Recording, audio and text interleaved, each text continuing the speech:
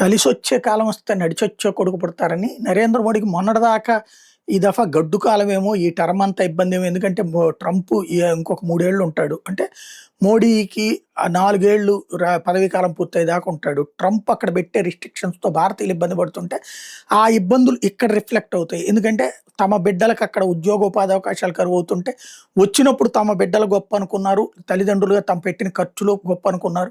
అట్లాంటిది తిప్పి పంపించేటటువంటి సందర్భంలో మోడీ చేతకానితనం అనుకుంటారు. మోడీ మీద విమర్శలు చేస్తుంటారు. ఇది పెరిగిపోతుందేమో, ఎందుకంటే ఎగువ మధ్య తరగతే వీళ్ళకి ఓట్ బ్యాంక్ కాబట్టి అనుకుంటే, అది కాస్త సీన్ మారింది. అంటే అక్కడ అది అట్లాగే ఉంది. దాంట్లో ఏం మార్పు లేదు. అయితే ఇప్పుడు ఫ్రీ ట్రేడ్ అగ్రీమెంట్ అమెరికాతో కావచ్చు, అట్లాగే యూరోపియన్ యూనియన్‌తో ఫ్రీ ట్రేడ్ అగ్రీమెంట్ కావచ్చు. ఇది 6 నెలలు, 3 నెలల్లో కంప్లీట్ అవుతాయి. ఇదే సందర్భంలో ప్రపంచవ్యాప్తంగా చూస్తే ఈ టైంలో వరుసగా అటు యూయూ కావచ్చు, ఒమెన్ దేశాలు కావచ్చు, అమెరికా కావచ్చు, వీటన్నిటితో కలిపి లెక్కేసుకుంటే 5 నెలల్లో 150,00,000 కోట్ల మార్కెట్ చేసేటటువంటి దేశాలతో ఒప్పందాలు జరిగినాయి. మోడీ ఒక అద్భుతమైనటువంటి విజయం సాధించారు.